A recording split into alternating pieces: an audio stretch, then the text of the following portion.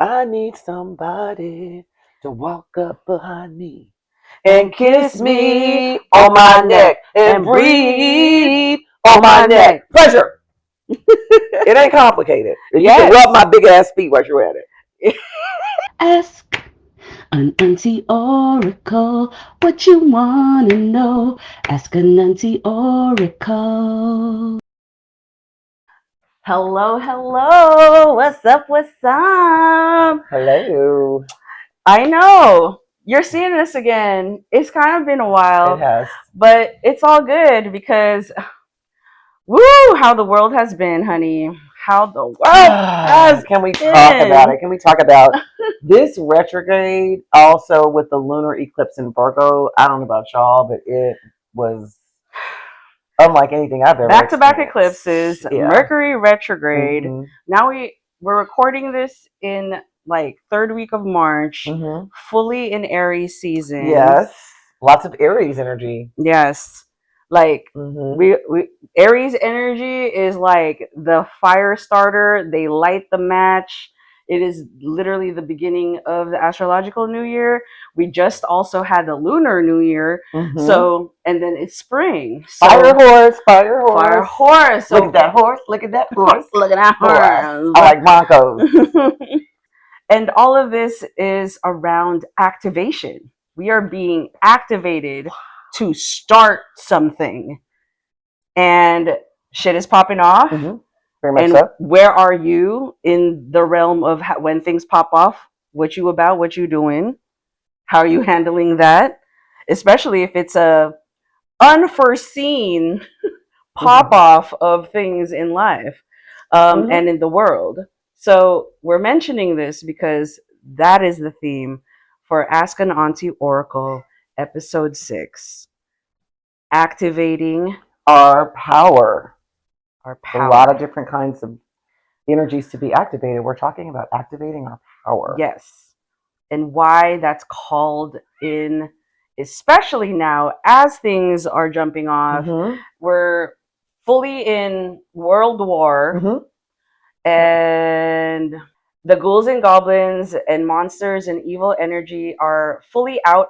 They are. They're outside. Step into us in our faces and be like, bitch, what? And so when we say activate your power, activate our power, are you going to nuck if they bug? Are you going with your whole chest, meet that shit and be like, I ain't afraid of you. I ain't afraid of you because I know my power and my power is stronger than that power. We're mentioning this because me and Mary have still been reeling from this amazing 9th annual Ethnic Studies Conference at CSU Stanislaus, where both me and Mary work. Mary is the chair of the Department of Ethnic Studies. I am a lecturer in the Department of Ethnic Studies. And Mary organized this event, really led the organizing of this event from planning to finish. MC, like she did it all. She had so many parts in this. And then she also invited me to be the plenary workshop speaker. And because this episode theme is about activating our power, Mary, can you talk about the conference theme, which is what really also inspired what we're going to talk about today, so that we can share back to you the community? Because we met a lot of dope people. We met a lot of amazing people at this conference who also started following us.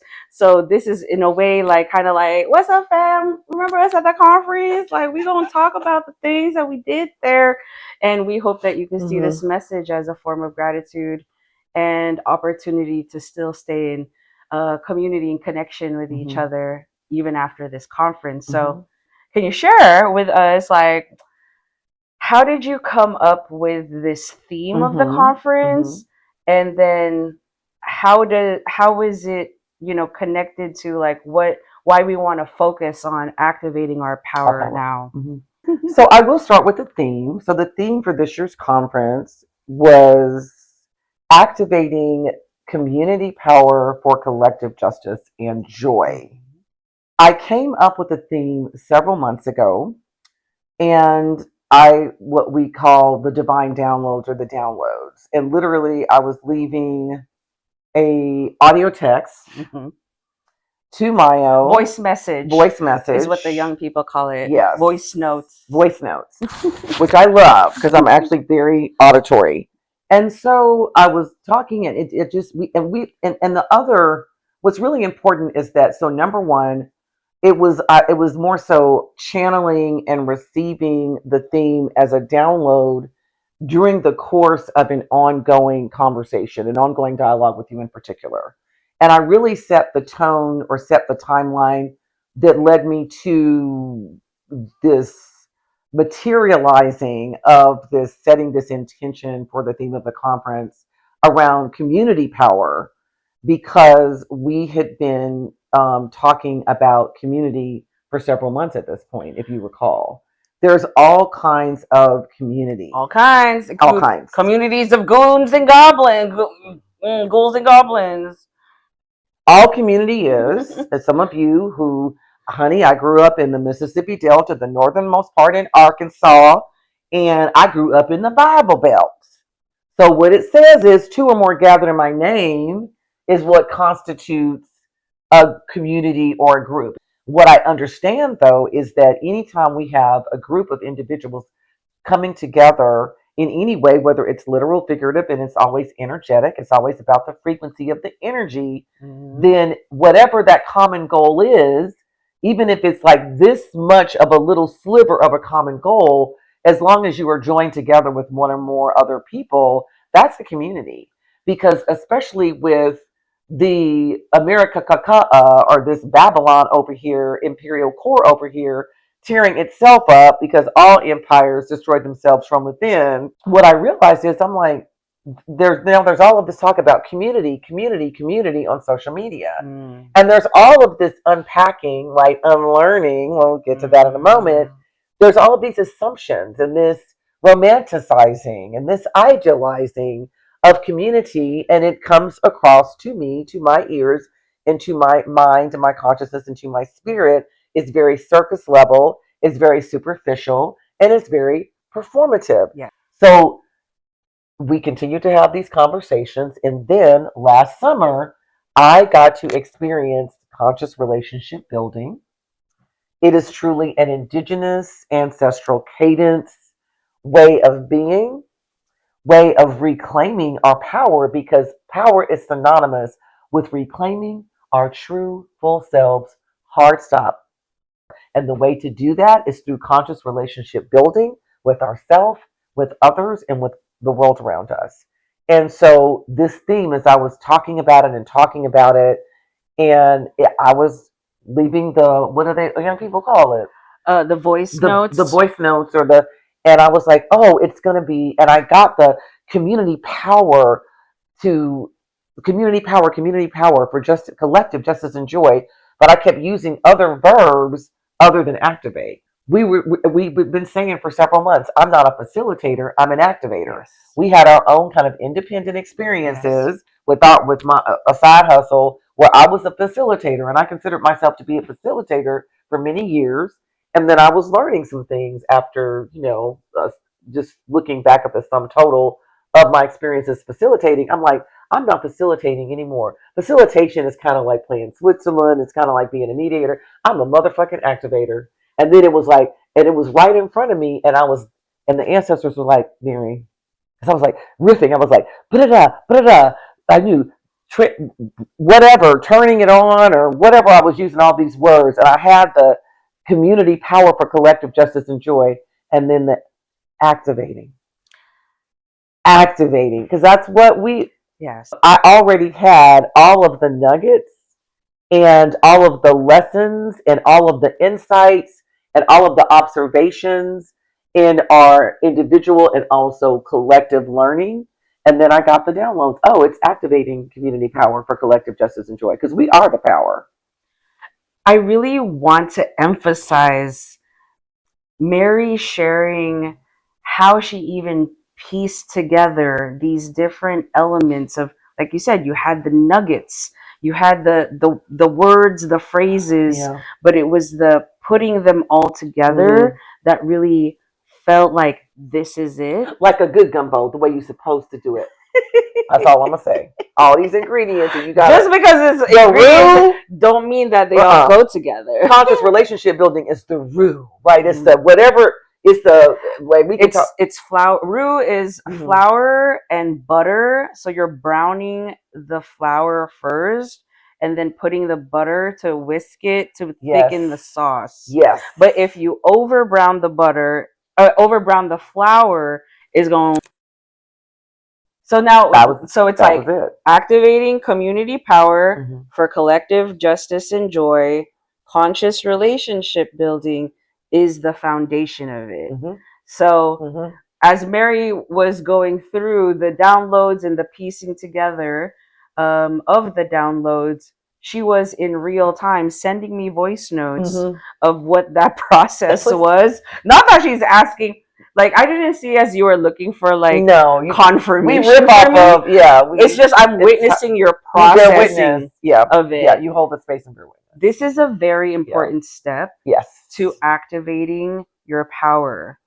You get put through the paces. Yes. It's not an instant activation. Sailor Moon transform. No, you're done. No, you know what I mean? It's not like that. It's not like that. It's not instantaneous. It's a cycle. It's also very cyclical. It's like, it's a cycle, and you go. You are put through your paces. Understand? Oh, let's get into that when we break it down. But I really just wanted to emphasize even the formulation of the theme of this conference. Because then for me, that's like the goal. This is what we're doing. This is what we're talking about because this is the theme for the conference. I really want to hype up. Not only were there 2 other workshops from 2 amazing speakers. Amazing. And activators. Activators in themselves, in their own power. Yes. Their specific power that they are using to activate others' powers. Yes. There is a student artivism project. So the room was, we'll share some photos on our social media. The room was like some reels surrounded by student artivism projects around like this community power. At least that's what I got. It was, and it was aligned with specific content out of our courses. Yeah. But again, I go in, the foundation of my courses, or the root, is Ubuntu. It is a very much an ancestral, indigenous way of understanding conscious relationship, and also in this notion of community in very balanced and integrated and holistic ways. That is the foundation for co-creating a learning community. Because what are we doing when you take a class, or when you are involved, or you have agreed to participate in any kind of group effort, which obviously is only going to be also as impactful for you and everyone else as your individual effort. The common goal is you're taking a class, you want to learn X, Y, Z. So we're co-creating a learning community together. The community is, we're here for this common goal. Yes. And as the activator, as the educator, you got to set the foundation of what the goal is, so the people know what they're coming in for. And that's why I'm emphasizing, like, not only is this just like event planning, event organizing for community, but it's very it's very parallel to how you also build community power and how you do conscious relationship building with community. It's like, do you have a clear goal? Do you understand your vision that you're trying to make manifest, right? And so this conference theme set that clear vision for it.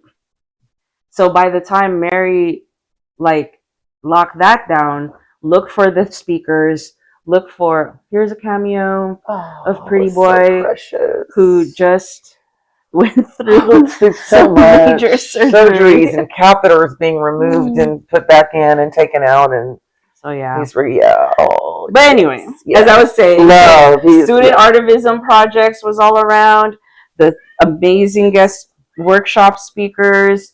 We had a community organization fair, so different community organizations from around, the Stanislaus County, San Joaquin County, and Merced County. So central, and they showed up and showed out, honey. It was and they were aligned with really spreading, like, here's what we do to like activate community power. They're already they are the foundation, and there are many more community-based organizations of community power here in the Central Valley, and they've been holding it down for a long time. Yeah. And so it was such a learning experience. I learned also equally as much or more than I went in, knowing beforehand. So it's a very humbling experience for me because I get to really participate in all of the learning and the growing and the activation myself as while I'm holding the space and protecting the space, because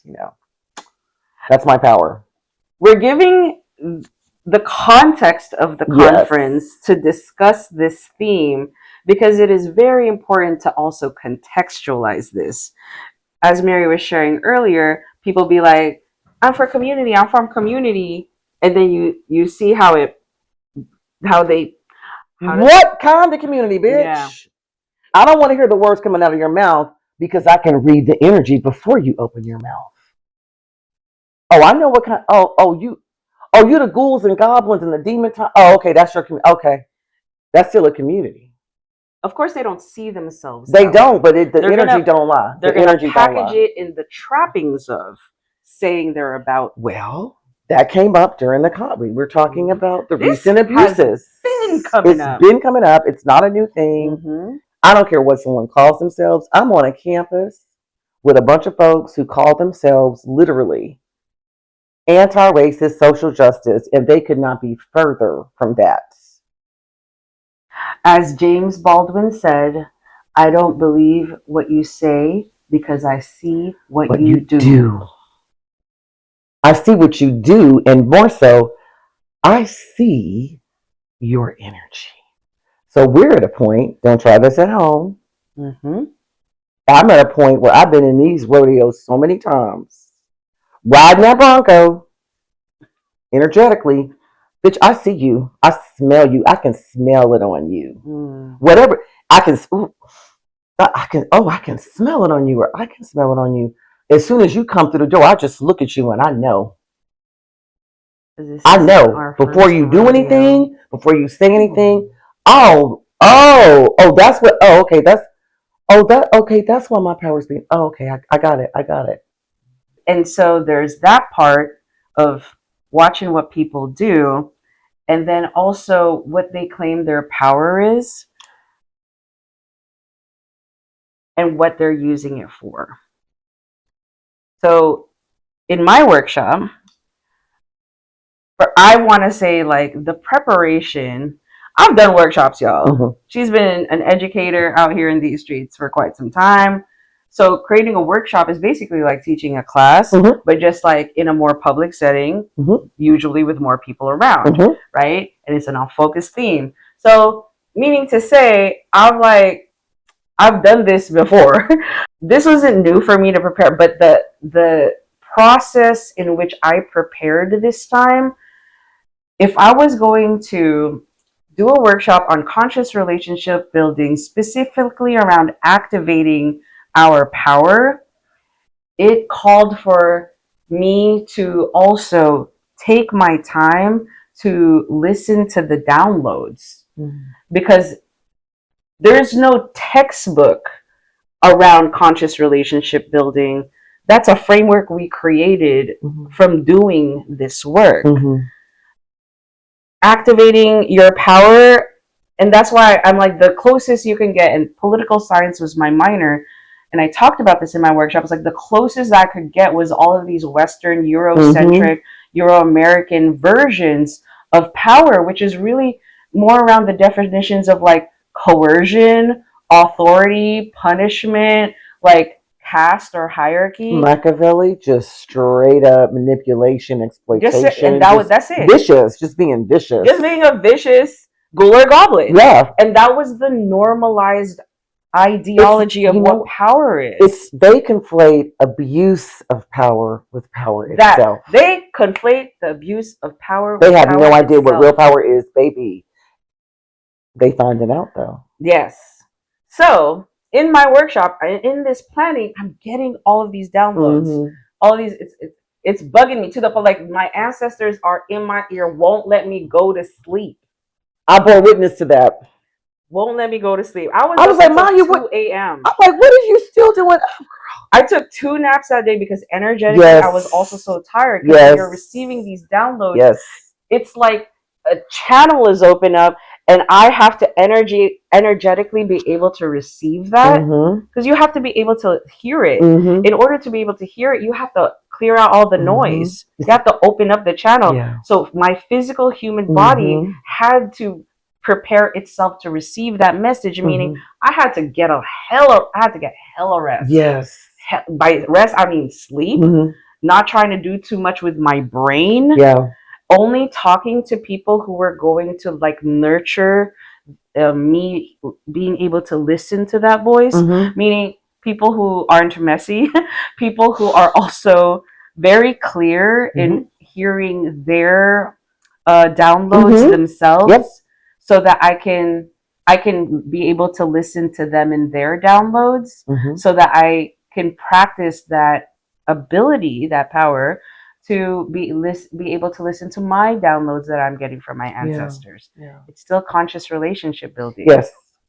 And it's choosing to be around those people who know how to do that without me intervening at all. And then we hear each other. And then we're like, holy fuck. Then it's like, oh, then it's like, it's like, oh, So that was the process in which I was creating, this presentation or this workshop, this plenary session that I was about to do. This is completely opposite of how I, in academia, was taught to design curriculum or design, a learning experience. This one was completely spiritual methodologies. And integrating the spiritual with the practical, which has been a recurring. That's why I chose you, because my vision was to have an unconference conference. That's exactly what happened. Right. Yeah. That's exactly what happened. Because that's what you bring. With getting the download streams from the ancestors, I was like, up until 2 a.m. until right before the conference. And I'm also like bugging out in a little bit, like, y'all, we cutting it very close. I still need to sleep and look cute tomorrow. Hello. Please don't keep me up all night. If you want me to do this, I also physically, my human body have to be capable. They were so excited because they already knew. It's everything, everywhere, all at once. They're like, tell them this. They couldn't even wait because the instructions were so clear. So this is another way to activate your power. Based on my experience, is just like I had to really prepare myself as a vessel, and then create the conditions in which I could really sit down and hear them and then translate it through whatever medium. In this case, a Canva slide deck, a Google Doc of notes, and then a Canva slide deck, right? And even if you don't necessarily identify as someone spiritual who can listen to their ancestors, I tell people all of us have the capability of intuition. Intuitive listening. That little part of you that's just like, ooh, something don't feel like, something don't feel right, or that part of you, which is what Dr. Clarissa talked about, which is that orgasmic yes. Even if something hasn't happened specifically to confirm it, just intuitively in your body, you're like, oh, hell yeah. And then, so that's the feeling, that's the process. I'm listening to the download. I'm like, ooh, that's a good one. Let's do that.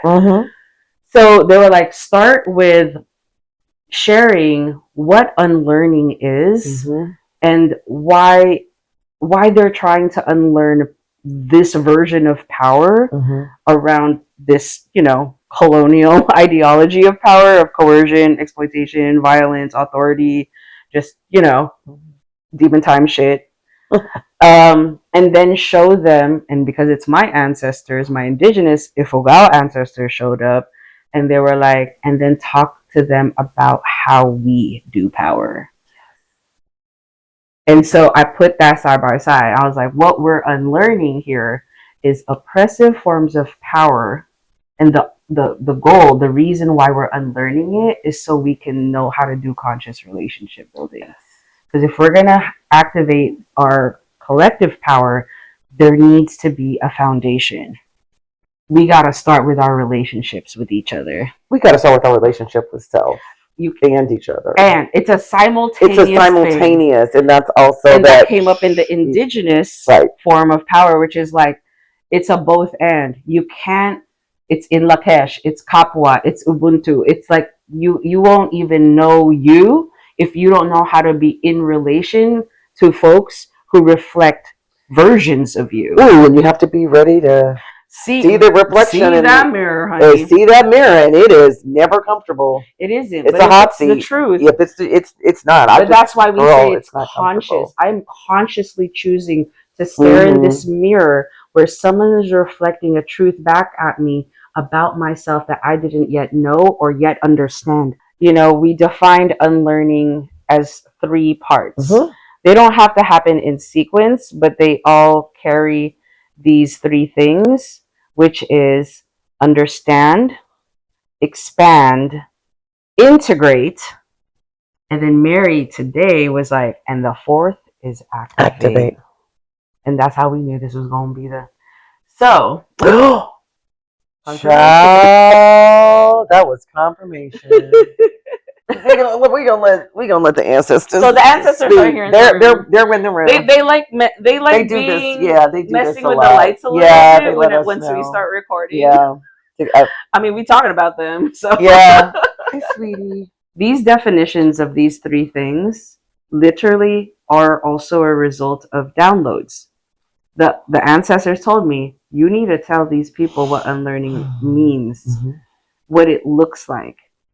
Not the academic definition, there ain't one, but what this really requires people to do, because unlearning is an action. It's a practice, a constant practice. So when we say understand, we really mean like reckon with the truths of reality. That's really hard to face. Yeah. So when we were talking about like, if you see yourself in the reflections of other people and vice versa, are you capable of understanding the conditions that created some of the most painful things you have to see about them and about yourself? The root causes of the suffering. And do you see how it perpetuates and spreads and continues to harm? Yeah. And are you able to be the one that's like, I understand why this happened. I no longer agree with it. I love that, because to clarify also, because I think what I'm getting the energy of it also goes both ways. It's disagreeing with being on the receiving end of that or being on the giving end of that. So whatever, it's breaking the cycle. It's disrupting the cycle. Yes. In this dynamic, I'm seeing a mirror of being reflected in me. This is very recently of someone coming and bringing a very uncomfortable truth to my door and showing me this. And I knew, and it was so uncomfortable to see that mirror. And in this instance, I was the one who had been the perpetrator of something that I know I'm no longer in alignment with. It's very fear-based, and I'm being very gentle and also leaning into acknowledging that. When I acknowledged it, it opened up this, okay, I know what this is. I know what this is coming from. Yeah. And then also sometimes the breaking of the cycle and disruption is having a mirror of someone who's engaging with me in a particular way. And I've been on the receiving end of it. And truly what I've truly understood is, and I've been choosing to stay in this dynamic. I've been choosing to allow this to play out and be inflicted upon me. So in a sense, I'm still also perpetrating it against myself. We see that's a process of accountability, understanding. And then it expands. I'm like, that I'm not a victim, right? I'm not talking about childhood trauma. Expand. But expand. No, please continue, because now you're bringing us into the second component, which is expansion. Because like once you know better, are you going to do better? And when we say do better, how do you expand like the choices that you're going to choose now that you know, like I don't want to continue, for example, this cycle of scarcity mindset or poverty. That's something I've talked about here that I'm healing through. Mm-hmm. I don't want to continue in that because it's brought so much harm. I understand that there are systemic roots to poverty. I also understand that it's an internalized form of like oppression in which you always feel like you're not enough or there's never enough, and that you have to keep striving and Mm-hmm. doing more, and then there's never enough of that either. And then you start internalizing these ideologies and believing that like you yourself are not a whole complete powerful person, Mm-hmm. and that you just life just dealt you a shitty hand and everything just fucking sucks. Mm-hmm. I see that reflection back at me. I have to understand where that sits with me when that shows up for me in the choices that I make in my life. And then I'm like, no, we ain't doing this shit no more. Mm-hmm. So, how can we not make this the only thing about who we are? How Mm-hmm. can I see myself in a more expansive way, Mm-hmm. that I'm not just like this poor kid from the hood who got deported? And how do I expand that ideology? Notice I didn't say dismantle, disappear. It's just no, it's like I recognize that that wound is a part of who I am, but is not the entirety of me. Because from these intergenerational traumas, Mm-hmm. these intergenerational wounds, there were also other things that came out of it. Mm-hmm. My ability to be so fucking resourceful, so fucking creative, the tenacity I have to like, let's go get it, Mm-hmm. whatever fucking means necessary without any fear. That's also coming from that wound. So that's what I mean by, can you expand from this where you're not just your suffering? There's actually more to this than you can see. Mm-hmm. So I'm curious with you, Mary, like Mm-hmm. from, carrying from the example you were sharing around the understand, how did it get to expand? The understand is the first step, is what you say. We talk about the mirror. When I got a message, and I immediately knew it was a mirror. Yeah. And what I mean by that is I was able to see these parts of myself that were bubbling up to the surface because of a variety of conditions, the relationship, that it's intergenerational, and that part of myself, the little Mary, who's like, oops, I messed up. I don't want to be criticized. I don't, and I'm just gonna just wait and not say anything. And like I'll tell a partial truth that I don't, but not the full truth. And so as soon as I got that message, and I was like, oh crap, I immediately knew. Yeah. And so the understanding was, first of all, this is a mirror. I'm being shown myself and the choices that I made, and then all of the feelings came up. Because with activating power in the 3D, in being in the flesh and blood, right? We cannot escape activating our power through conscious relationship building and unlearning to unlock the activation of our power unless we feel it. We've got to feel it. And so I felt all of those emotions that were, and I was like, and it immediately brought that part of myself to the surface. And that was the expansion, because what happened in that process is that expansion happened in my heart. I was putting my expansion into practice by holding the space with myself, still engaging, exchanging messages, and also still enacting boundaries, because I'm like, I'll be able to have a face-to-face conversation with this loved one very soon. It's going to be very uncomfortable. And I was sitting with, well, what's really like, what is like going on here in terms of the mirror? It's like this beautiful dance. Oh, man. It's this beautiful dance with ourselves. And it's really, the mirror brings up, it allows us to do the shadow work. And to me, all the shadow work is those abandoned, rejected, unloved parts of ourselves. But that's how I go from understanding to expansion. I so love that you're talking about how your emotions broke you down and broke you open. Yeah. It wasn't. Because you also allow for more than one kind of emotion to be present. and little Mary taught you that, is what I'm hearing. It's just like, there's room for all of it. I can feel really sad about this form of rejection, but I can also feel like seen and understood. I'm and not rejecting compassionate myself anymore. Yeah. But you know what I mean? And it's like that spectrum of seeing yourself in all of these dimensions. Yes. Our emotions are such a spectrum. Always.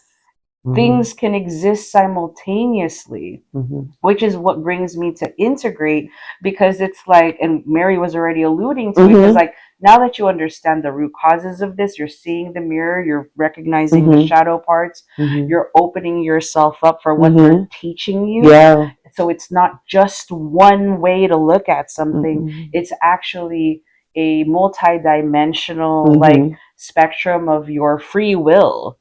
It's Two-Spirit. Two-Spirit was never about just the Western. It was, Two-Spirit is just the whole spectrum. It's a whole worlds and worlds and worlds within Two-Spirit. Yes. Can you give context for the people who don't know, like, where Two-Spirit comes from? So Two-Spirit is specific to Turtle Islands, to some U.S.-based Native nations, because, I'm going to get my anthropology bag a little bit. Which in my ancestral cadence bag, which I always knew, because out of me and my two brothers and one sister, I've always been my ancestors' child. They've always been in my ear. And so with Two-Spirits, it's amazing because it gives room for different members of a given, like if we want to talk about Cherokee, well, I don't want to talk about Cherokee. Let's talk about Choctaw, or like, let me talk about my folks, Choctaw and Pamunkey, Virginia and Louisiana. And so an example would be that any kind of their particular kind of gender roles, but they were never binary. Societies and empires and nations have had far more than 2 or 3 or 4 or even 5, in the case of Indonesia some time ago. They don't even have a binary. So when it comes to whatever the gender norms are, they had, okay, this is man, woman, but then there was also all of these other ways to express gender identity that did not fit into rigidly. Well, you're Two-Spirits because you're expressing more than the kind of energy that you were born with. It wasn't rigidly tied to the genitalia or the reproductive organs. And then what do you do when, now we know people are literally born intersex, or people are born with XXY, or right? So it's like, and oftentimes it was what you were good at. It was what you were good at, what you were inclined to. Your power, right? Inclined to. And some people can mix it up. Some people, it's like, I really like to cook. I like to clean.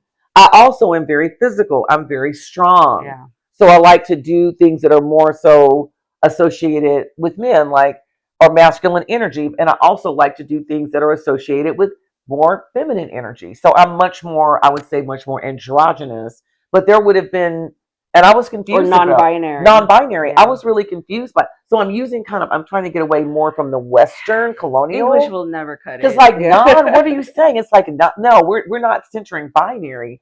It's like there would have been a place for me, right? And there was a place for me in terms of how I grew up and how I was raised. Two-Spirit is, it's spirit, it's an energy frequency. It's not tied and locked into the physical body. It's about the expression of our spiritual energies, which is our power, because that's our true self. We understand the role that these bodies play. We understand that we are here on Mother Earth, Pachamama, and we also understand that our bodies are an extension of that, and we're spirits having this physical time and place specific experience with our bodies that are very important, but we don't confuse our bodies with the totality of who our true self is. And Two-Spirit really gets at that. Yes. Hence, expand. Which leads us to So now that you know that you are quite capable and your essence is actually a spectrum, multi-dimensional. Now you can understand that you can integrate like this truth about you, about your power, about your spirit, which is like the essence of who you are. It's where, like, I define it as like spirit is like where the presence of God sits with you. Mm-hmm. That's the closest way in English I can define it. And I mention this because it's just like when you integrate that complexity of your truth, of the truth, whether it be both like the external form it takes or the internal knowing, intuitive, truths that you hold as you uncover these parts of yourself. Now that you know, you got to put it into action. Unlearning is an active process. You know the root causes, understand. You know that there's multidimensionality about this. You expand, and now that you are able to hold that type of complexity, you are now asked to integrate that knowledge. Because what it does, and we were talking about this earlier, unlearning is like you're peeling away all of those layers of social conditioning, of assimilation, coercion that taught you about hate, that taught you to hate yourself, hate where you come from, hate your community, not know about it, And for a lot of us who hold marginalized identities in a society that said, you hold that identity, we don't like you, we don't accept you. Yes. This is not something no one actively chooses to be marginalized. Humans are hardwired for connection. Hello. So when your own species says to you, you're not a human being. You don't deserve to exist. You have to tap into that part of yourself that knows exactly who the fuck you are. And who you ain't. And who you ain't. This is why we mean integration is an active practice of that complexity with truth. You're not going to just fold like, a lawn chair out here when people are trying to coerce you, exploit you. Yeah, you take the lawn chair and hit it upside their head. Like, bitch, I'm integrated. I'm integrating. Hello.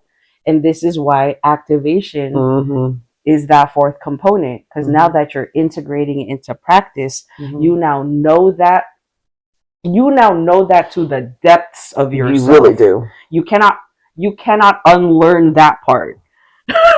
You can only unlearn what's never real to begin with. That's how when you can peel it away like an onion, like the lies, all of it. That's how you know. Take it. That's what you're peeling out. Yeah. To get to the core, the truth, the essence, the spirit, that presence of God in you that is loving, that is powerful, and you know how to integrate that in your practices, like in your relationships with yourself and others. And then that is also the activation now. Because activation is like, now that I know this for me, and this is the process that happened to me, because by the time I reached the end of my workshop, we led the folks into an activation practice where I brought my little drum, my little djembe that I got on Facebook Marketplace, because I can't get a solibao out here, which is our indigenous drum. And I led the folks through a community chant where for the Ifugao we call it a hud. I shared a Tagalog song called Diwang by the band Pinikpikan, which talks about celebration, because again the theme is about activating community power for collective justice and joy. So we're activating justice and joy. Yeah. And an indigenous practice, especially for my community, the Ifugao, is we sing together. Yeah. And it's like a chorale, choir, call and response. Call and response is not just hip hop. That's an indigenous. I mean, that comes from indigenous African, like hard stop. That's literally where it comes from. And then it's right all over the globe. Indigenous people use that. Our singing and our dancing was prayer. It was in ceremony. It was in ritual. It was also for joyful celebration. It was never simply performance, and it was not to be commodified and consumed by the colonial gaze. It was not. I've similar to doing workshops, I've drummed before, I've sang before. I was a musician. In high school, I was a musician. In college, even after college, it's not new for me to perform as a musician, as a singer. Plus, I'm Filipino. Come on, give me a mic and a stage. Hello, karaoke room, honey. We've been about this. This time was different. Yeah. I took my drum, had the call and response to get people be engaged and involved into this community chanting together. And they set the base, they set the foundation, the home beat, the home harmonies, the Mariah Carey melodies, and then I would come in with the Tagalog storytelling of the poetry in song form. Y'all, as we were doing this, I embodied with those people the feeling and the practice of activating power. Yeah. I felt like 5 voices were singing through me at the same time. I felt like there was hundreds of people surrounding me. I had the download last night and I told Mary and Dr. Clarissa, I'm like, it's like that scene in Sinners with Miles using song and the guitar as a way to open up this portal to invite the ancestors to come and join in this celebration. And that was literally the name of the chant that I chose, that my ancestors told me, you got to sing Diwang. Diwang is about celebration. This is what we're doing here. We're going to come. We're going to come because you're going to call us in when you do this. This time hit different. Not only did they come, they came and sang with us. They came and sat with us. So at least 5 different people came up to me afterwards where they were like, I didn't understand what you were saying, but my spirit recognized this. My soul felt like it shifted and I got shivers all over my body. And so I say this because in literally leading a workshop and showing these people, like, here are these different components, here's how indigenous knowledge systems are literally a blueprint for the unlearning of this. And they did it through conscious relationship building in these contexts. Let's go try it out. What's your power? What's your role? Now let's activate it. And you did, and we did. The understand, expand, integrate is what unlocks the activation. And in that case, yeah. And in this instance, activation of our power, because it was also the focus, your answer, you got the download. You're like, I'm going to be talking about power. I'm going to be talking about, so that was literally huge.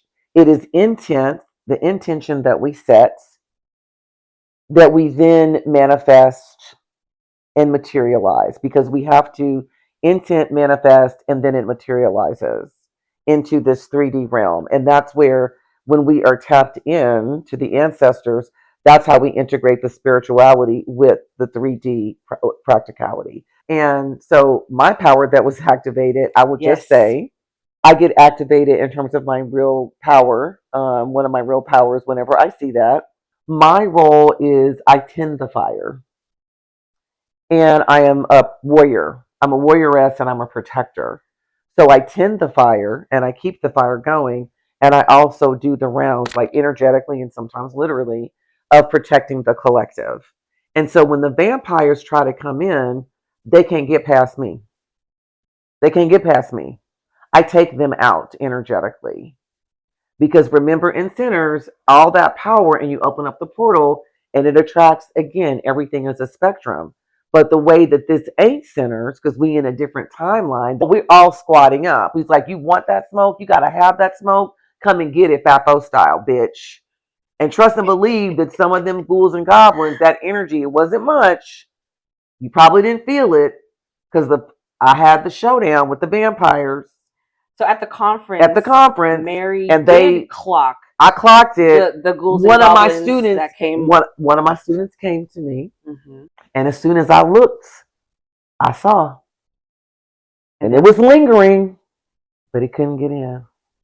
We're talking about downloads. We're talking about energy. Energy changes form. It can take a form or not. But the core of it is in term like expansion is the energy, and the integration is, okay, I am form, but I'm also at my essence formless.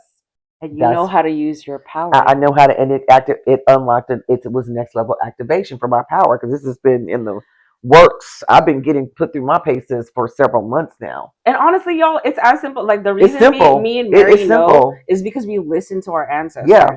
The bigger question is, do you know how to listen to your ancestors? They got to figure that out.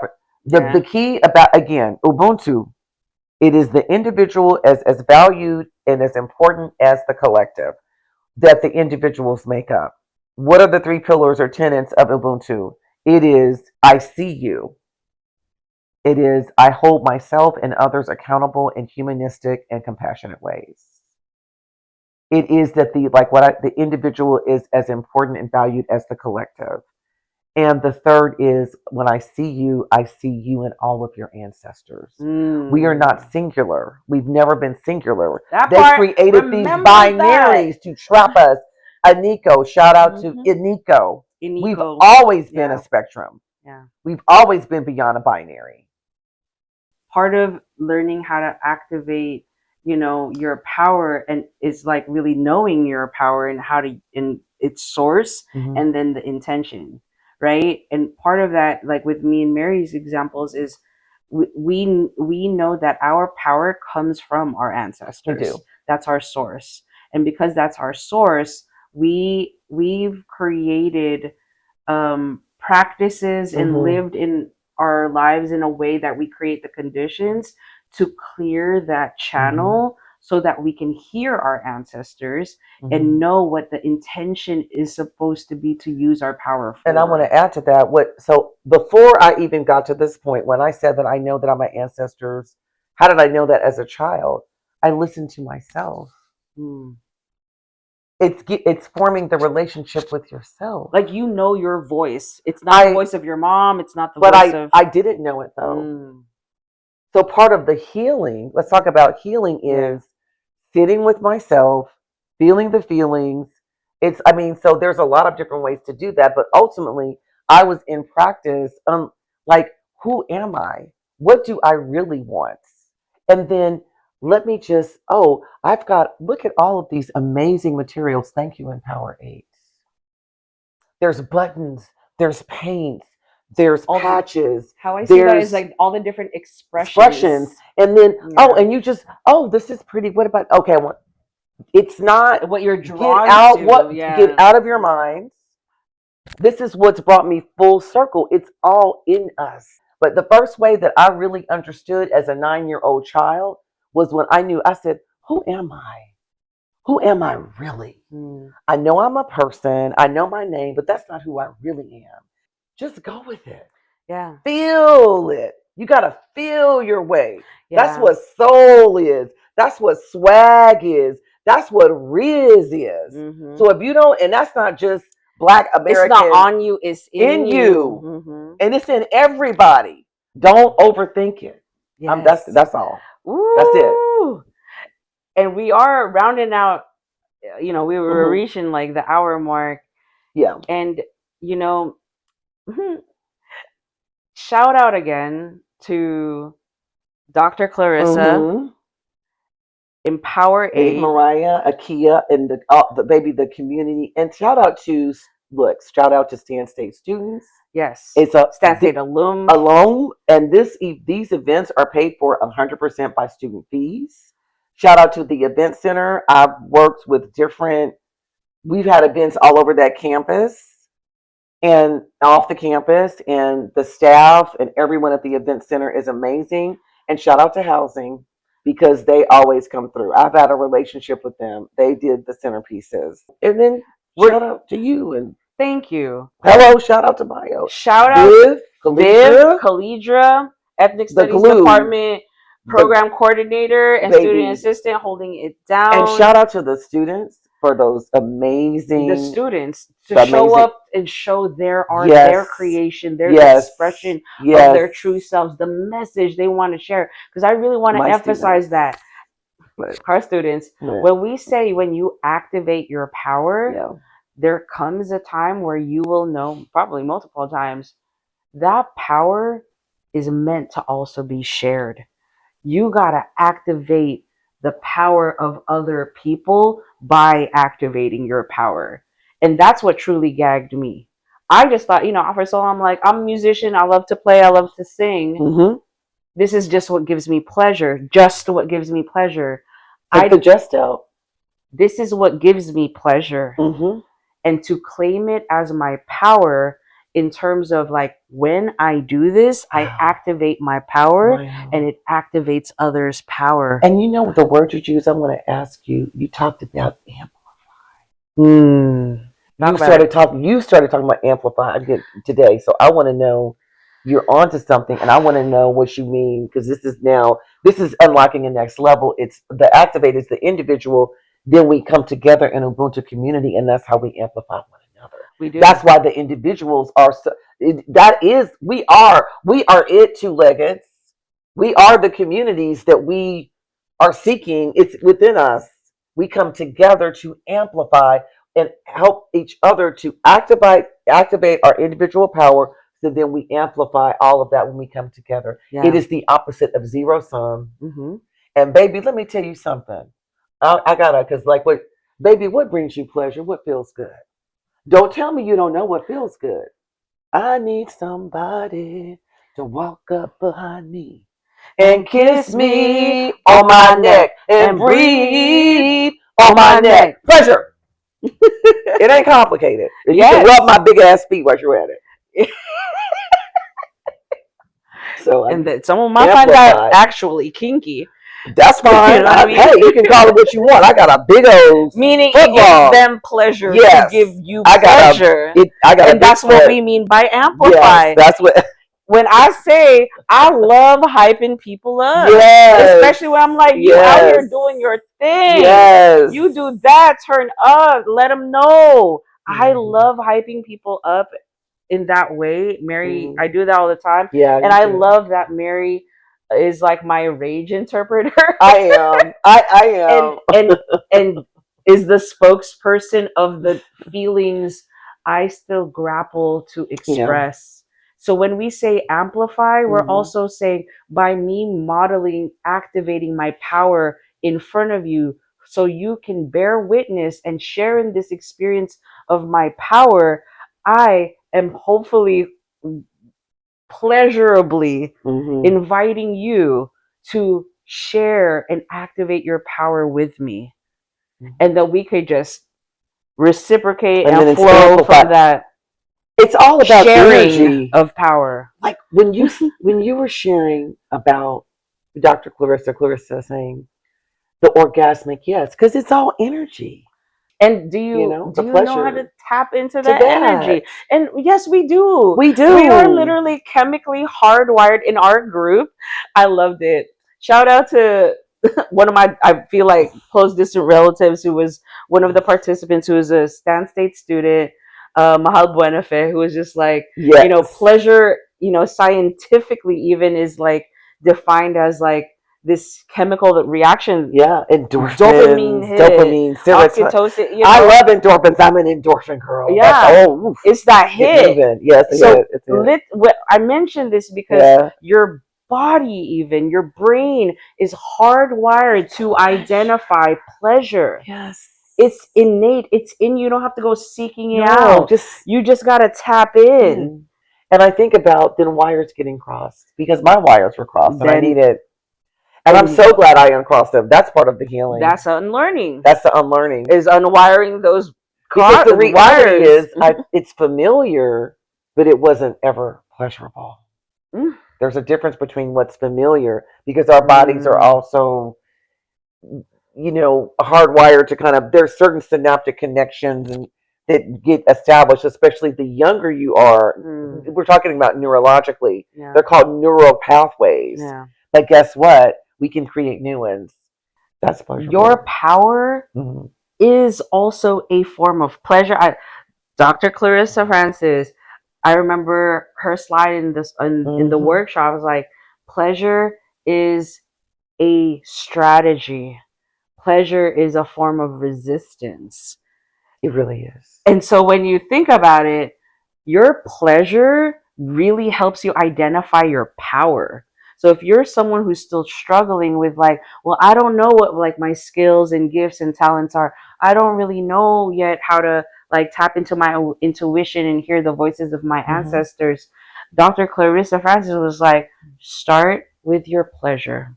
Start with what feels good in your body. And that's an expression of who you are. And we know.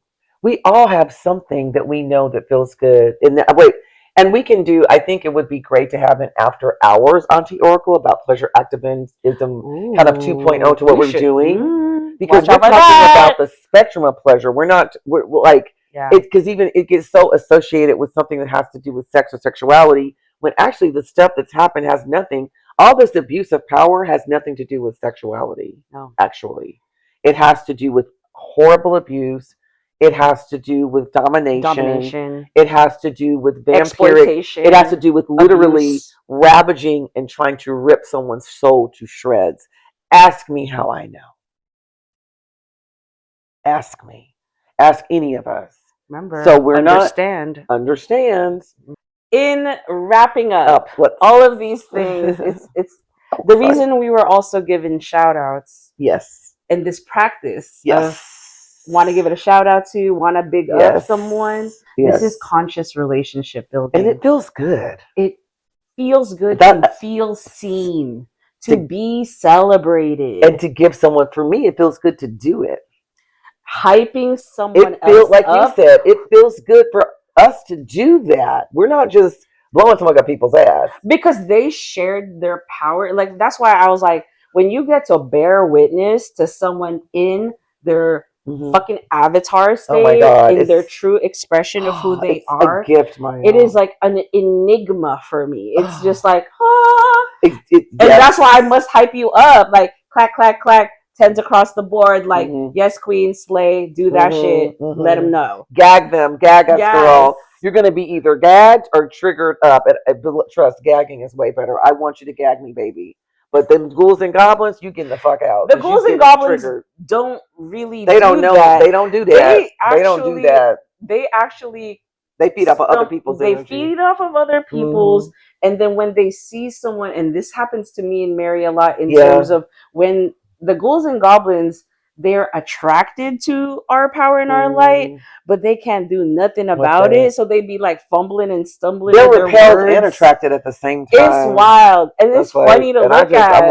Because I'm just like, y'all hating from outside the club. How you gonna hate when you can't get in the club? Exactly. Look at me now. Then why are you still out here? Like, you just go home if you don't like me. Like, I'm not for you. Why are you still out here, like, lingering and trying to spread hate? You ain't got to go home, but you got to get the fuck out of here, Eddie. Murphy. Yeah. We gonna Chris. Because I'm gonna be amplifying, activating my power, and you gonna get whooshed away. Dr. Unapologetically. Yeah. And then the thing that I loved about going over to Empower 8, the creative side of it is, when I tell you, it puts you in this state of it was like there was no sense of space or time. And I felt like I was back to my just essential core. And that feels like beginner's mind, but child mind, but more like a la Buddhism. And there was a student across from me, and we were just doing, and I was painting, and I was doing sewing the buttons. Because they were making a community quilt. We were making a community quilt, and they had all the materials provided for everyone. I even started, it was like concentrating because there was this rhythm. There was just like the process of creating itself, just creative expression. And that's how I know it's my power. That's how you know it's your power. It's all connected. And it's the point of it. Again, source of power, intention of power. My intention for expressing that pleasure is to amplify others' power with it. Like, come join me, sing with me, feel this too. I want to share this with you. I want to do this with you. That's why so many of indigenous people all over the world do the call response. Yes. That's why I told them the drum was the ancestral intelligence, the AI. The drum was the first music instrument ever created by humans. It's the one consistent instrument used by almost every single indigenous community across the world. And it was the original way to communicate with other people. Drum, drum, drum, drum. We're having a party over here. Come over here. It's an ancestral technology to do that. And that's why I specifically, my source of power, like we were saying, is that ancestral knowledge. And I knew because that's my source of that power, I don't know how to do this unless I'm connected to my ancestors. It's relational. So this has been Ask an Auntie Oracle, episode 6, Activating Our Power. We thank you so much for continuing to listen to us. Hopefully we got some new people listening. We especially want to make this episode for the folks who came out for the 9th annual Ethnic Studies Conference at Stanislaus State.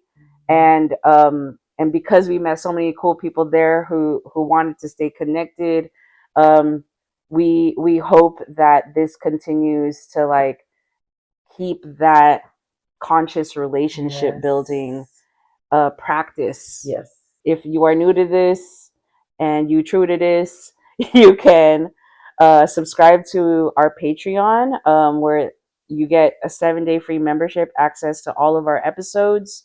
You can comment on the videos, like it, share, like you can DM us and ask us questions specifically. We'll feature your question in future episodes.